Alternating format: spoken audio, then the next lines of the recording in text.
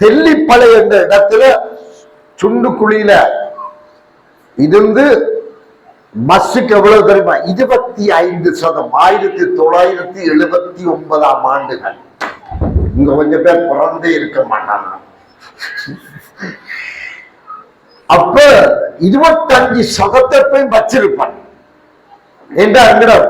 என்ற உண்டியல் பட்டிக்குள்ள விழுகிற காசு எங்க குடும்பத்துக்கு மட்டும் போதும். எனக்கும், மனைவிக்கும், அவட வயிற்றுல இருக்கிற குழந்தைக்கும், என் மகனுக்கும். அதாவது அங்க இருக்கிற அந்த சபை ஒரு 4 தடியன்கள் மட்டும் தானே அவங்கள குடும்பம், கொஞ்சம் பேர் அவங்க போடுறதுதான். ஆனா எங்களோட பெரிய பாஸ்டர் வந்து எனக்கு தனி ஊழியத்துல 50 ரூபா தந்தவன். மனை வந்த உடனே ஒரு இன்கிரிமெண்ட், அதாவது சம்பள உயர்வு எவ்வளவு தெரியுமா? 75 ரூபாய். இவருக்கு ஒரு சாரி வேண்டி கொடுக்க 100 ரூபாய் வேணும். ஆனால் கிடைக்கிறது 75 ரூபாய். அப்ப நான் பெரியவர்கிட்ட கேட்டான், பாஸ்டர் 75 ரூபாய், 75 மட்டும் தர இல்லை, 75 சக விசுவாசம் கொண்டு போயிட்டான்.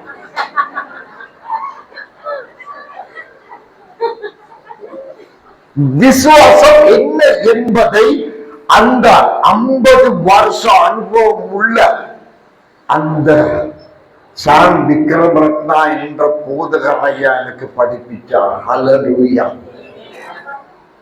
அப்பதான் ஆண்டவரே நீர் எனக்கு துணை நில்லும். ஆனால் ஒரு நாளும் பட்டினி கிட்டந்ததே இல்லை. ஹல்லேலூயா. எப்படி வருகிறதுன்னு தெரியாது. ஒவ்வொரு ஊழியக்காரனுக்கும் காகங்களை தேவன் வைத்திருக்கிறார். நல்ல சைஸான ஆள் எலியா, அவனுக்கு ஒரு காகம் எத்தனை கிலோ ரொட்டி கொண்டிருக்கும், எத்தனை கிலோ இறைச்சி கொண்டிருக்கும். சும்மா சொன்னாலும் இங்க ஒரு மாடு அடிச்சு சாப்பிடுறாங்க இருக்காங்க. அவன் எப்படி? ஆனா ஒவ்வொரு காலமாக வந்து கொண்டே இருக்கும். ஏன்னா நிறைய காலங்கள் வந்தால் ஜெசபேல் ஆகாப்புடைய சிஐடி குரு கண்டுபிடிக்கிறோம். இன்னும் நிறைய காலம் ஒரு இடத்துக்கு போகுது. எலியா எங்கேயோ சமைக்கிறான், நல்ல செத்து கிடக்கிறான். தேவனுடைய ஞானத்தை பாருங்க. அதுலதான் ஊழியக்காரர் படிப்பிக்க சொல்லுவான் அகிலன், என்னுடைய மாணவர். அதாவது காலங்களை கவனித்திருப்பார். இந்த சபைய, இந்த ஊழியக்காரரை, இந்த சபையின் தேவைகளை சந்திக்கின்ற எலியேசர்கள் நீங்க தான். ஹல்லேலூயா. அதை மறந்துடாதீங்க. என்ன மனைவி ஒரு திட்டத்தை உண்டாக்கினான். அதாவது உங்களோட சபையில விதவைகள் கொஞ்சம் கொஞ்சம் பெரிய தோங்கிட்டாங்க. யுத்தம் பெருகி கொண்டு போகுது. 99 விதவைகள், கணவனை இழந்தவர்கள், இளம் வயதுல இருந்து முதிர் வயது மட்டும். எங்கேயாவது செல்விருந்து சாவாங்கள் அல்லது இடை நடுவில் மாற்றிக் கொள்வாங்க.